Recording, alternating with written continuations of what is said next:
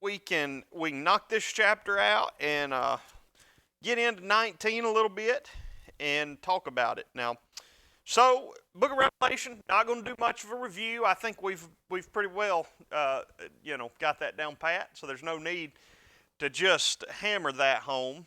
But this is a book, just so we remember, about good and evil, dark and light, truth and lies, Satan and God. This is what this is. This is a drama of history unfolding. And we will talk about that. So as we get into this tonight, let's remember up to this point we've seen seals, we've seen trumpets, we've seen bowls, we've seen plagues, we've seen all kind of things happening in this book. And I'm going to make a point here in a moment that I think is important, but there's some things we need to remember as we're getting into chapter 18 tonight. Again, we have the land beast and the sea beast. Do you guys remember that? Back in chapter 13? Remember, there's a beast on the land, and John said, I saw a beast in the sea come up. The beast on the land had been warring with that woman, remember, in the wilderness. And then he was on the shore, and John said, I saw a beast come up out of the water. Who was the beast out of the water, as far as we know, especially if we go to Daniel 7? The Roman Empire. It's described in Daniel 7. That indescribable beast. He had talked about the Babylonians, the Medo-Persians in Greece, and then we get down to Rome. And just test you a little bit.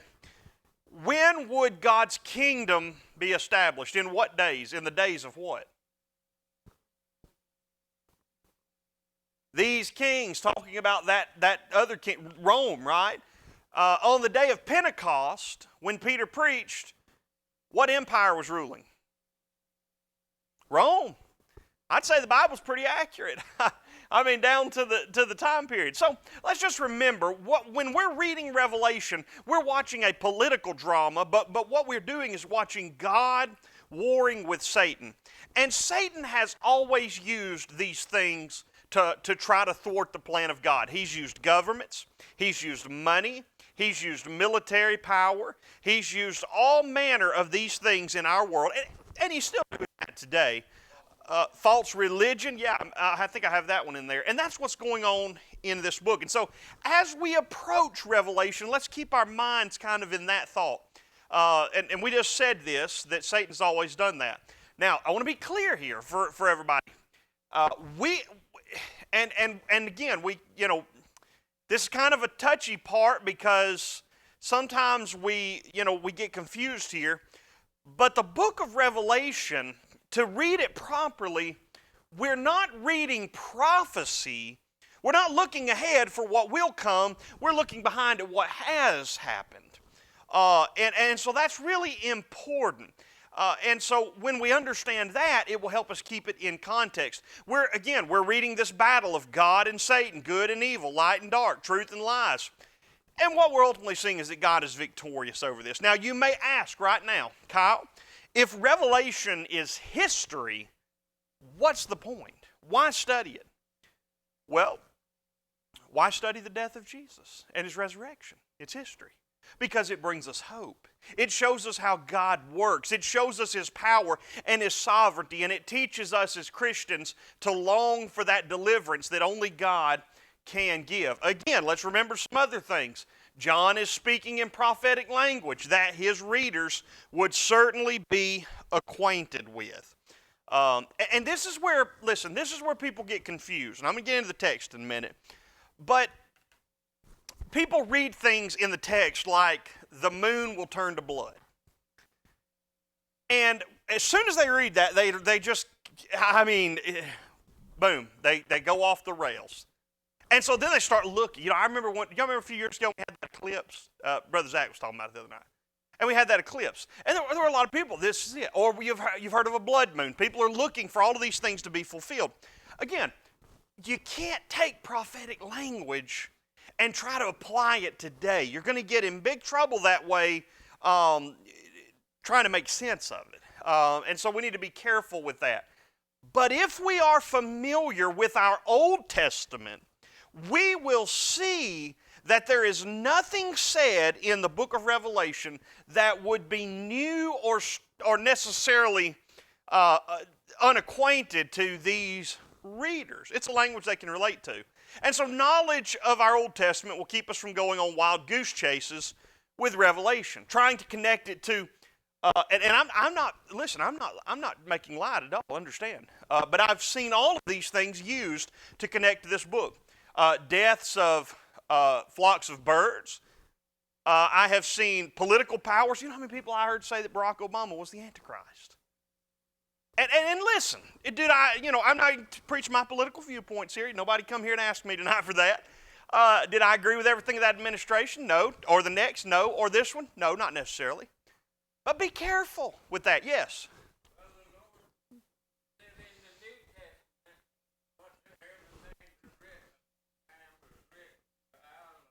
Yeah.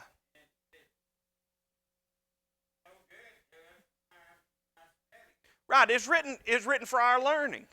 And so I've watched people through the years try to apply these things in places where they might not fit. I've seen people try to take Gog and Magog, Russia, Soviet Union, Vladimir Putin, Gorbachev, and we just start grasping for things. I've seen people point to the current COVID vaccines. Now, whether you take them or whether you don't, that's your business. I'm not here to preach that to you either. Everybody has to make an informed decision for themselves. But I've seen people say, well, maybe that's the more, I heard some people say, well, Bill Gates got his hand in the pot, and maybe he does. I don't know. I have no clue. But I'll say this. If we're trying to read this book through Fox News and CNN, we're going to get in an exegetical nightmare. In other words, you're going to have a hard time untangling these cords. Brother Mike, do you have something?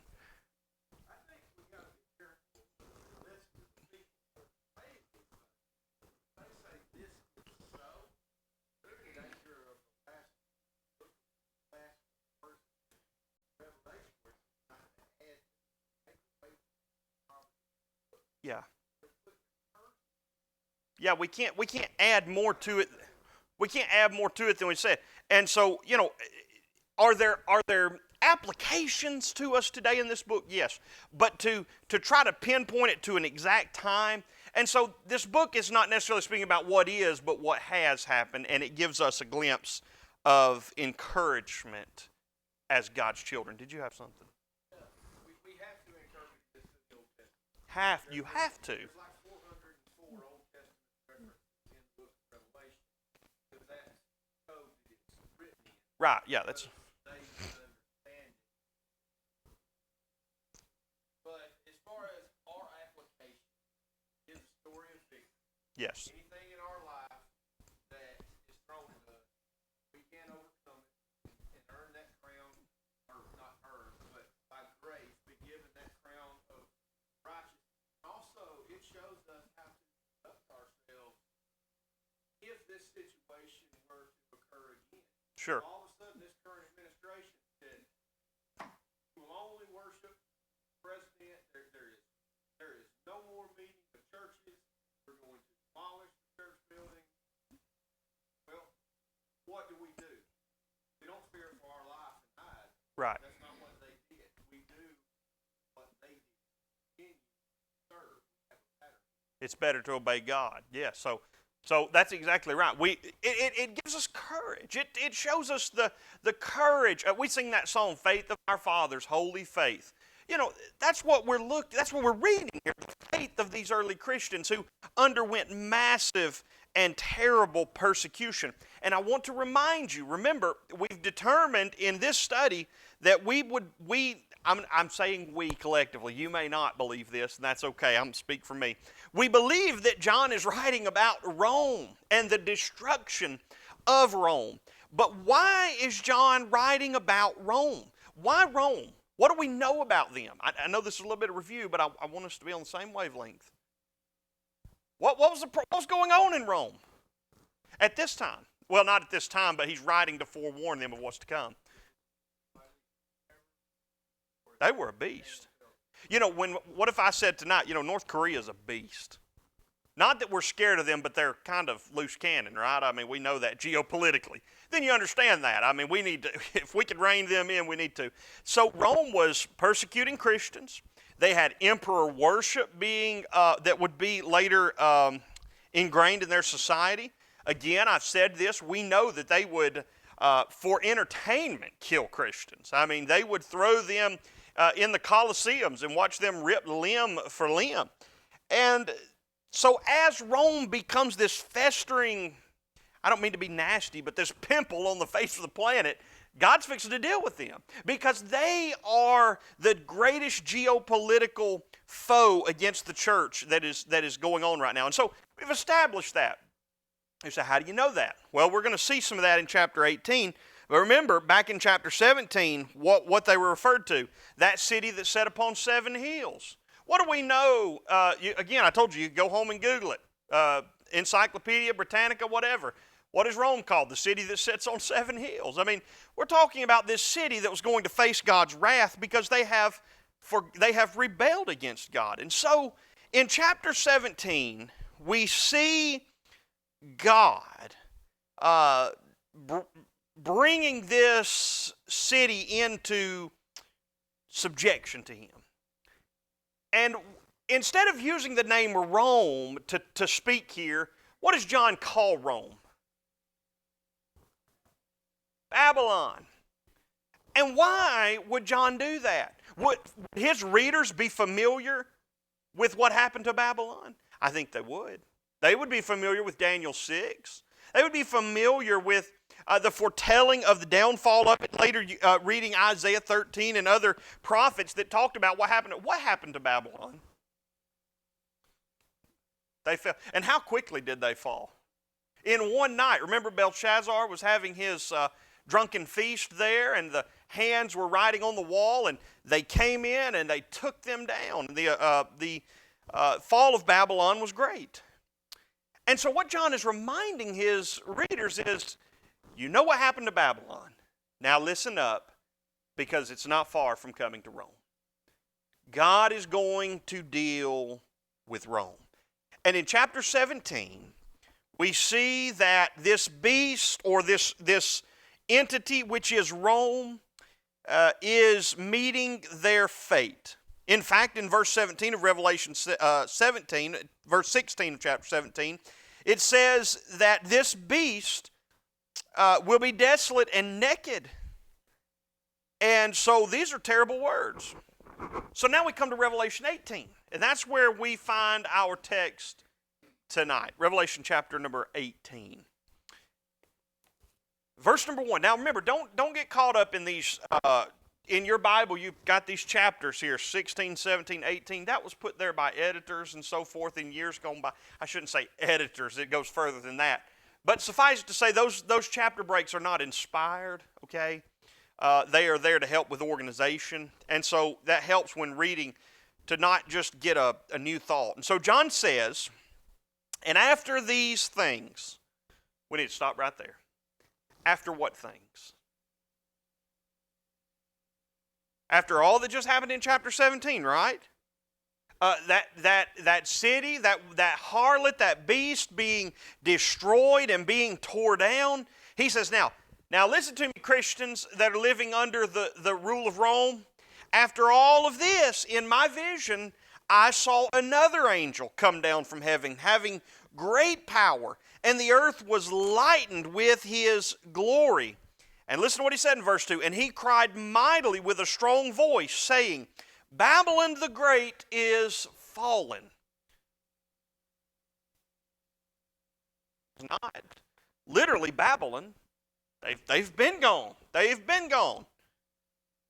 The great is fallen, and is become the habitation of devils, and the hold of every foul spirit, and a cage of every unclean and hateful bird. Does that sound like a good place to you?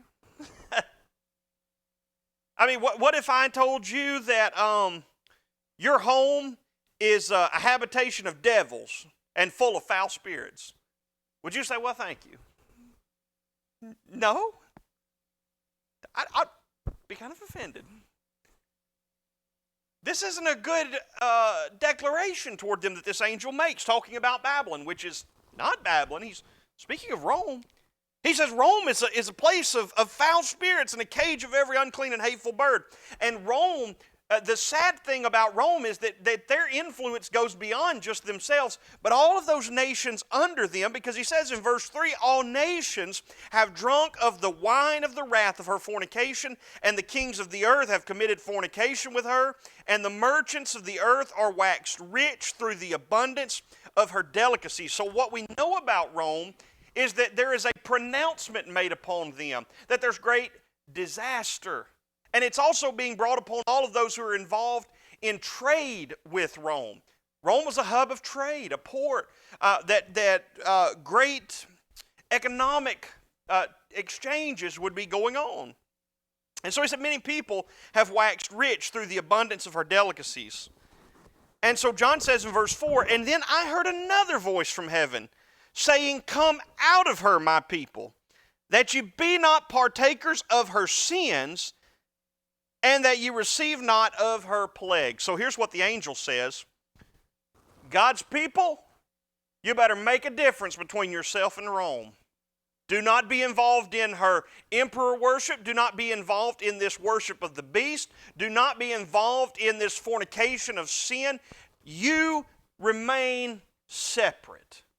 It's just as was said by Jeremiah of those people that were taken away in captivity to Babylon in the Old Testament. You may live in Babylon. You may have to rear your children in Babylon. You may even pray for the best outcome of Babylon, but that's not your home. You remain separate from them. Do not be taken away in their false idol worship. Do not be caught up in their false religion. And so God says to his people through this angel, you better be separate of Rome. If you're not, what is the penalty? It's right there. What? Spiritual death, or that you'll receive her what? Her plagues. You'll be a partaker of her plagues. Yes, sir. It's also very important for us to note the difference. Babylon and or Rome are both called harlot, as is Jerusalem. Yes. Last week we spent. Yeah. And there's a difference in why God called Israel playing harlot, committing fornication, why he says Babylon, Rome did. Israel was being spiritually a harlot. Yes, they were in a covenant relationship with God. Yes. And they drifted off into idol worship. That's how they played the harlot. This is totally different. This talks about them seducing all the other nations. I think about a city like Las Vegas, all of its sin and glamour, and how people flock to Vegas miles and miles Yes. around to partake in this. There's a big difference here in the fornication of Israel Right. versus the fornication of Rome. That's exactly right. And I think that's important when we're discussing the subject of this book. You're exactly right. The Israelites were seduced and drawn away by these other idols. Right. This country of Rome doing the seducing. Right. They are not the seducee, but if that's a word, the seducer. Yeah. Yes, sir, Billy Don.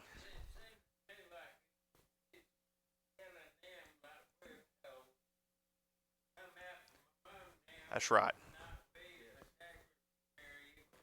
That is a very good application. Yes, he is speaking to first century Christians living in Rome and telling them, do not be like the Romans. Do not involve yourself in paganism. Do not be taken away. But there is spiritual application to us today. And so essentially what John is saying is that what happened to Babylon will happen to Rome.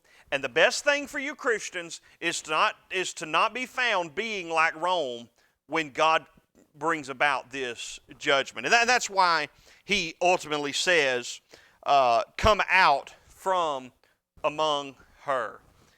Is there any thought, any question? Listen, if you have a question or comment, this is wide open here.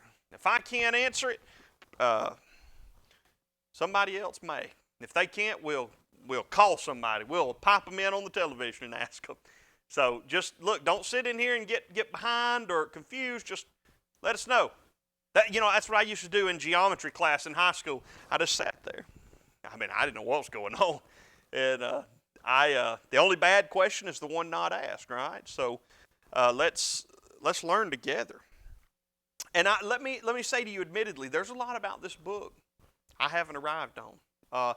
This is my first time. I've been preaching for 14 years now. This is my very, very first time to ever teach through this book like this. So I'm learning with you. So do not, I promise you. I've texted Preston and Leonard some during the week and just in dire straits, bemoaning some of this text as I wade through it. So understand, you're not alone. So we find that there is a command from this angel to come out from her. From who? Rome. Well, he's calling her Babylon. The call is to separate yourself from this evil empire. This is Old Testament language again. Remember, I told you, you've got to know your Old Testament as well.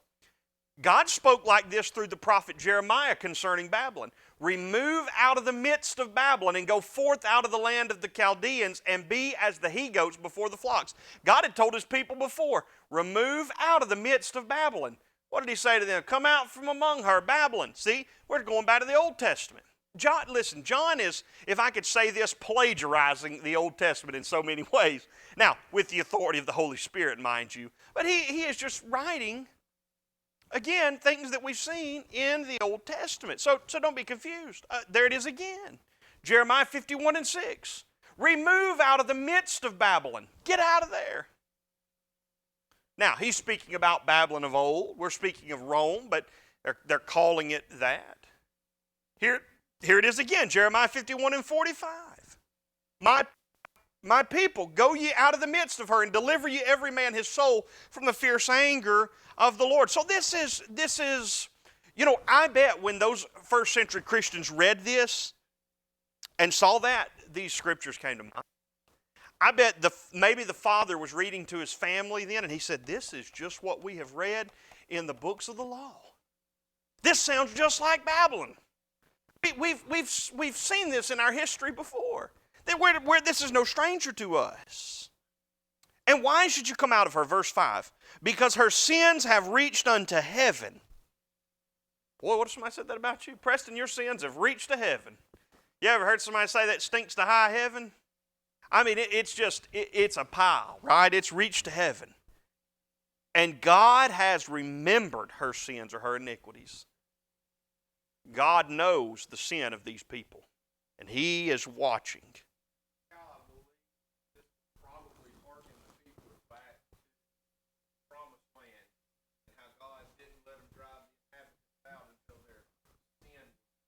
Yes. Remember the question that the martyrs were asking, how long, Lord, are you going to let this go on? Yep. Their sins are full now. That's exactly right. And to Billy Don's point, that's what God tells us as Christians. 2 Corinthians chapter number 6. Get out from among the world. Touch not the unclean thing. 1 Corinthians 15, verse number 30. Be not deceived. Bad company corrupts good morals. Psalm 1:1, blessed is the man that walks not in the counsel of the ungodly, nor sits in the seat of the scornful, but his delight is in the law of who? The Lord. You see, it's the same thing, the same principle. God's telling his people in Rome, you better not be caught. And I believe there's a message for the church today. When Jesus comes again, you better not be caught walking in the ways of this world. I mean, that's the message. That's the gospel message. 1 John 1, we better be in the light as he is in the light. Sorry about that. My wife takes notes, and if I click too soon, I can tell. She says, I get ahead of myself. I can email these to you or mail them to you, wherever you give me your address, and I'll get them to you. So as we go, let's read a little more here. We have the same address, I promise you. Don't worry. Revelation 18, verse number 9. Let's read this together so we understand. Look at verse 6. Reward her even as she rewarded you, and double unto her double according to her works in the cup, which she hath filled, fill to her double. How much she hath glorified herself, and lived deliciously, so much torment and sorrow give her, for she saith in her heart, I sit a queen, am no widow, and shall see no sorrow. Therefore shall her plagues come in, how long does he say? One day. I don't necessarily believe this is just one 24-hour period, but because he's going to say it, he's going to call it 1 hour here just a little later. I believe the point is that it's that quick. They think they're good, but I promise you, you can go to bed tonight and tomorrow all of these things be changed. So he says, in one day there will be death and mourning and famine, and she shall be utterly burned with fire. Why? For strong is God who judges her. Who's her? I know it's repetitive, but I want us to make sure we're tracking together on that. So essentially what this angel is saying, listen, Rome has become prideful. She has become fat and happy and self-sufficient in herself. She is just completely useless. And she's prideful. And I promise you, within 1 hour, God can bring her to her knees in judgment. And in fact, he will, and he did. That's exactly right. Yeah. Give her her works.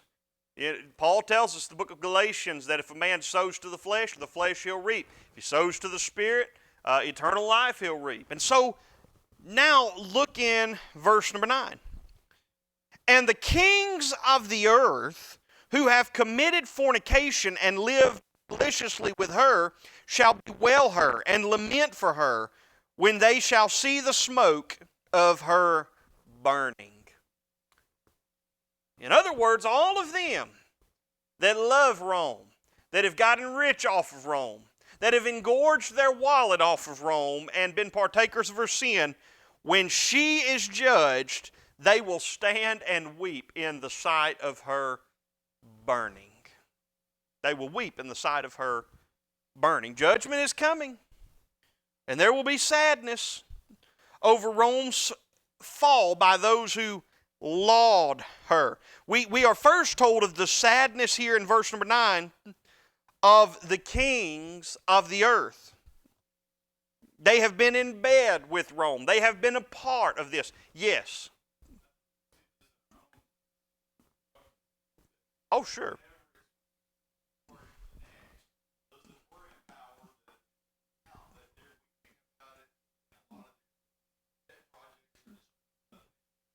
Yep.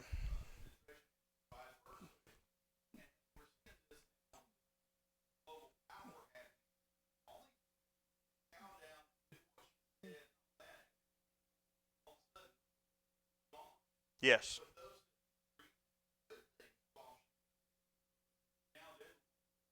Yeah, you're exactly right. Yes. It's funny. People said, and as a preacher, I'll be honest with you, and I'm getting better at this, and I'll tell you, baby Preston's helped me with this. I've learned as a preacher, I avoid more and more the political realm and the talk of it. I used to be a lot more bullheaded about it, and I've learned to shut up. I'm a preacher, right? That's what I tell them. I said, Kyle, shut up. I just, no sense. But it's funny, people say, well, what about Democrat? What about Republican? And listen, they're wings on the same bird. I mean, at the end of the day, let's just call it what it is. And it's like Brian said, it's really funny. Each one is engorging the other, and we kind of see this idea going on in Rome. I laughed at the end of President Trump's presidency.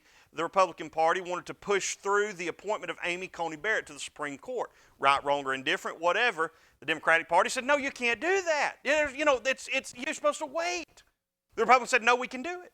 At the end of Barack Obama's term, the Democrats wanted to push through Merrick Garland, and the Republicans said, no, you can't do that. The Democrats said, yeah. So, it's the same thing going on. And we see this idea here in this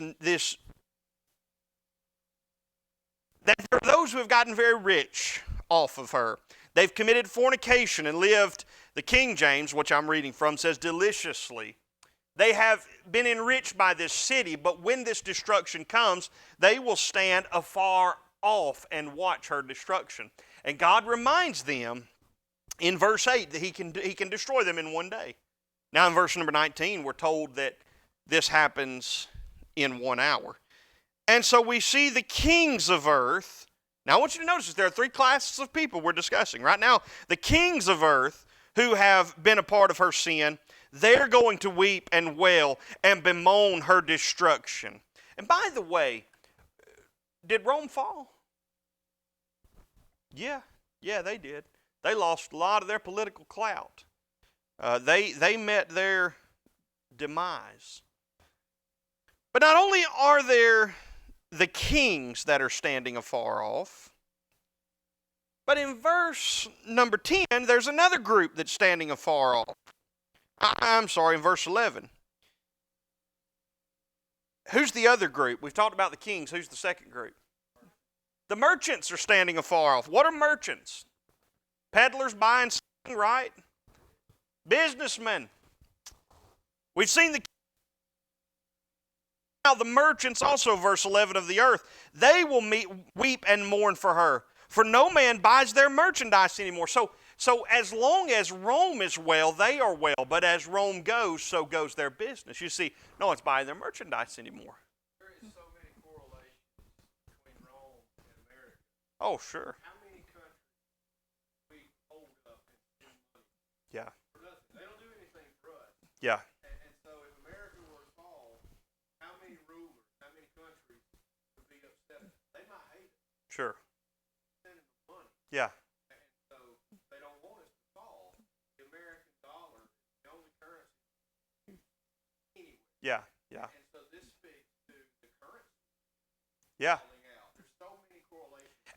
As Rome goes, so goes their political clout and all of those who exchange and are involved with them. And God is telling them, you've been in pagan worship, you've been against my people, and I'm going to bring you down. And we've seen the kings, now we see the merchants of the earth. They weep and mourn over her.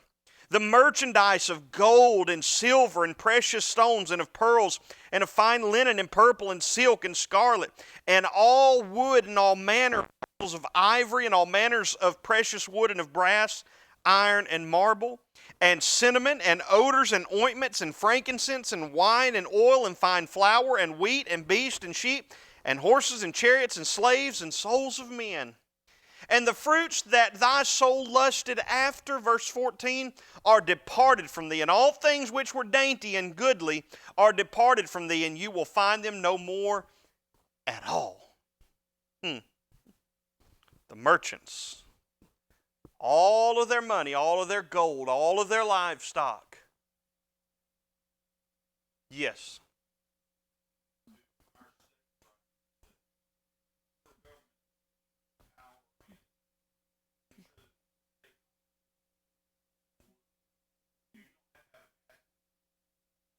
Right.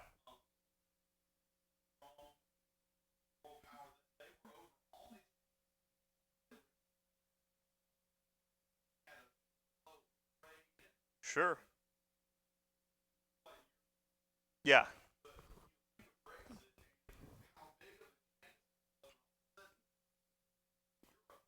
Right, yeah. Yep.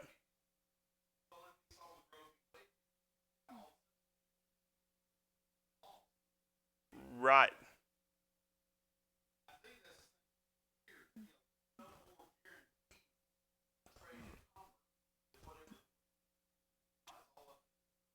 Yeah.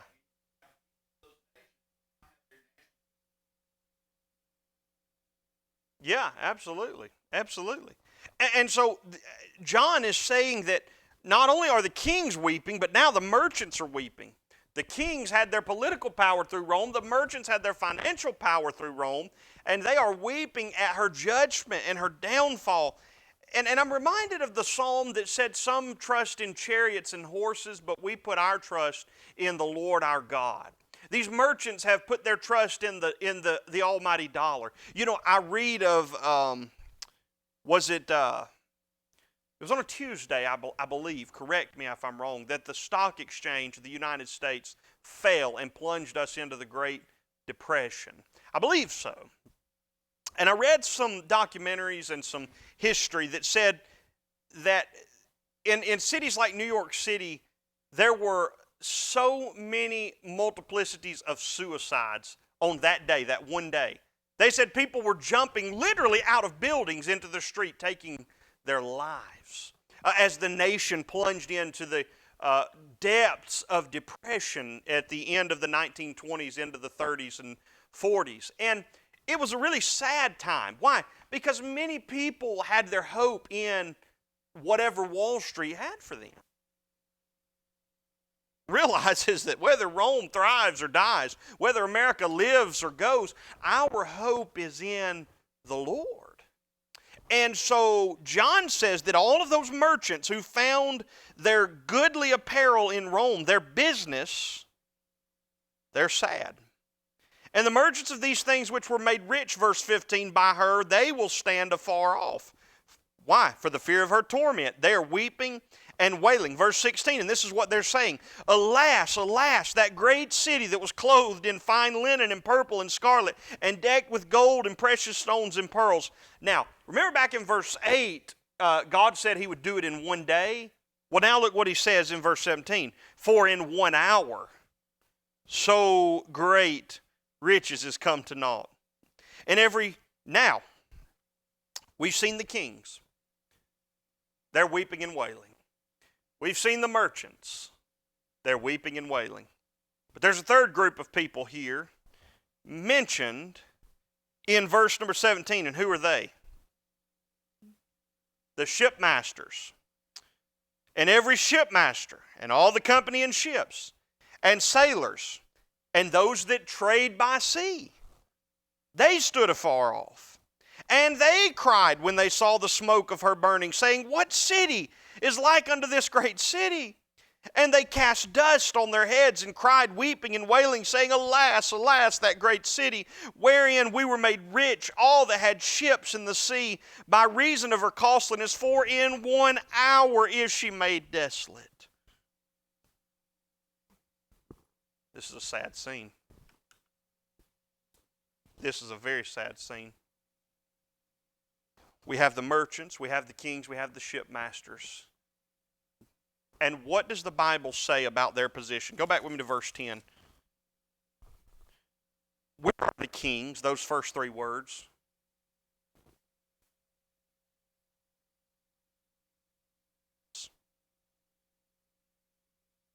Standing afar off. And where are the shipmasters in verse 17? The last 3 words. Stood afar off. Why? Because they did not want to be partakers of their destruction. They stood and watched this city as God brought it down to naught. Yes.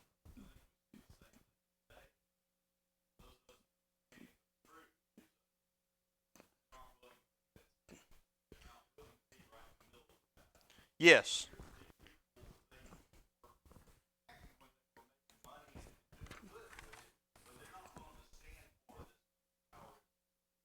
Yes.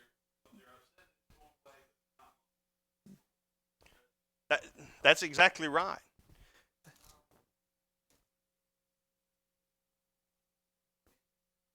Yep. Yeah. I mean, it was powerful. And so judgment was serving as a warning to others. Hey, don't go the way of Rome. You've seen Babylon, now you see Rome. Don't go this way. Rome was a hub of commerce and economic stability, and Rome falling impacted trade and finances and economy. But what's amazing is as God is surely going to judge Rome in this text, all of those that have gotten fat off of her are nowhere to be found. They're standing afar off.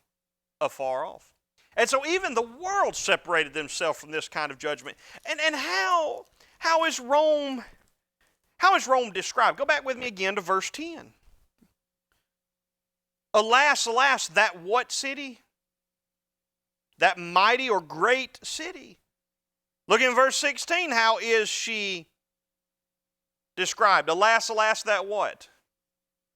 That great city, that mighty city. Verse number 18. What is she? What city is like unto this what? Great city. There it is again. 3 times we see it repeated. And yet she's fallen. And how quick can this great people fall?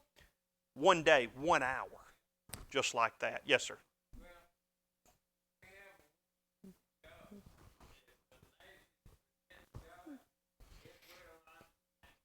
That's right. Yep. Yeah.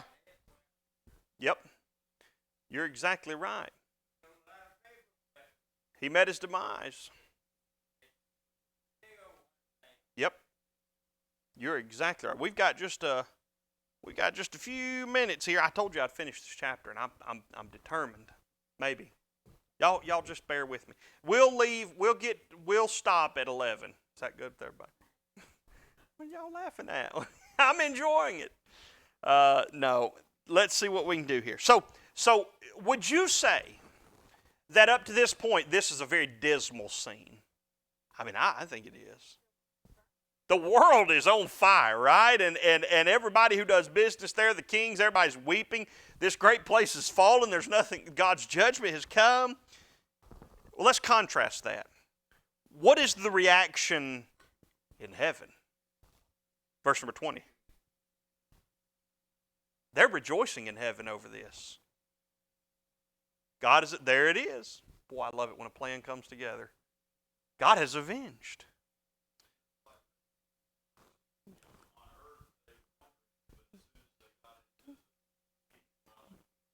That's exactly right. There's rejoicing. Now, do you remember the fifth seal over in chapter 7? There were souls under that altar. And do you remember, let me test you, what they were asking God? How long, O Lord, until you avenge our blood? They've been killed. How long, Lord, until you avenge? And what happens in verse 20? What does it say? For God has what? Avenged you on her. There's their answer. God said, you have seen, and here it is. I have delivered. What an amazing thought that is. And so in heaven, they're rejoicing. To the world, it seems like all hope is gone. But friend, may I say to you that for the Christian, we rejoice in God's righteous judgment. We rejoice in the avenging of the Lord. The Apostle Paul said to repay no man, because vengeance is his. Vengeance is mine, says the Lord. God's righteous judgment. They asked him in Revelation chapter 7, in that fifth seal, they said, how long, O Lord? And God says here, I'll avenge you. I've got 3 verses. 1, 2, 3. I've got 4 verses. Like, can we do it? Let's see. Can we do it? This will be tight. Let's see what we can do.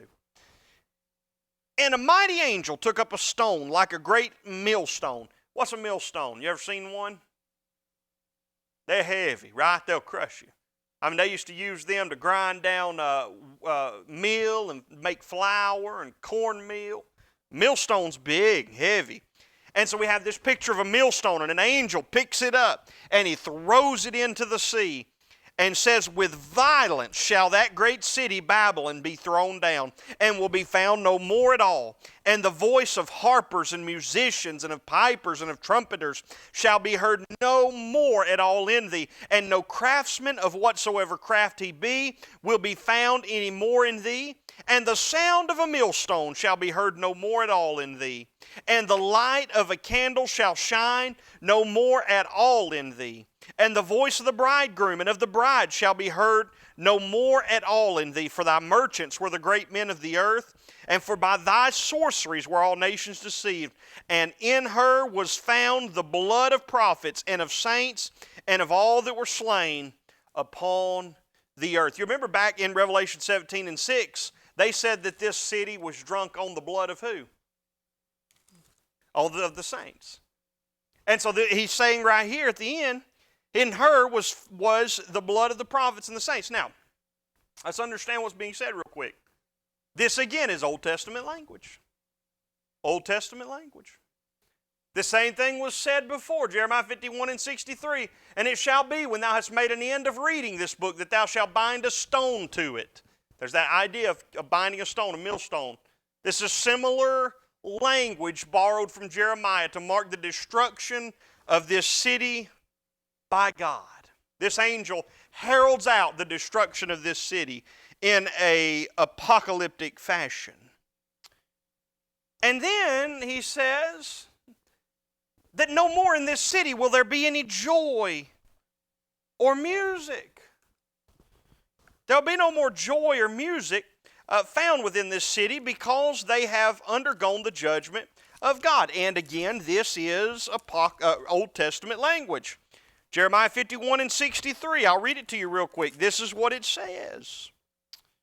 And it shall be, when thou hast made an end of reading the book, well, this is what we just had, you'll cast it into the midst. And so, I meant to, I've got it right here, Jeremiah 25. There it is. God says, moreover, I will take from them the voices of mirth and the voice of gladness and the voice of the bridegroom and the voice of the bride. Wait a minute. Isn't that what he just said? I mean, that's just exactly what John just said.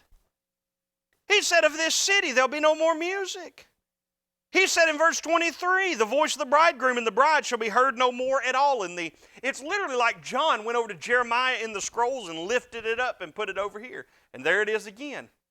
And then there'll be no more the sound of the millstone or the light of the candle. And that's exactly what's said here in Revelation. See, he's got two cities. You've got Babylon of old, and you've got the Babylon which is Rome. They're being described in the very same way. And God is saying what happened to Babylon is going to happen to Rome. And what is very interesting here also I would make note of in verse 23, and the light of a candle will shine no more at all in thee. Now, we have seen the contrast of two women, right? We had that woman who brought us Christ and all of his. We had that woman who was on the beast. You remember that? We have the contrast of good and evil. We're seeing a contrast here not only of these two women, but we see the beast. And then we see a contrast of two cities. There are two women, there are two lambs, there are two cities. When I read this, and he says that the light of a candle shall shine no more at all in thee, what does that make you think about? Think of darkness. I think about that city that it's contrasted with over in Revelation 21 and 23 that said the city had no need of the sun nor moon to shine it. Now we have a contrast of two cities.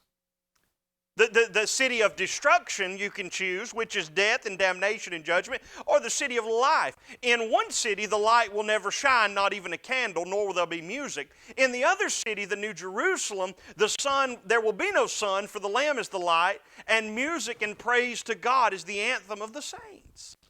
You see that contrast, that tension there? Man, I tell you, isn't that good? I have to eat crackers to keep from whistling. That is just, that's good. Do what? There's not even a night. And there's not a sun. You know, people say we're going to get light from the sun. No, there'll be no sun. There will be sun, the S-O-N, the Son of God.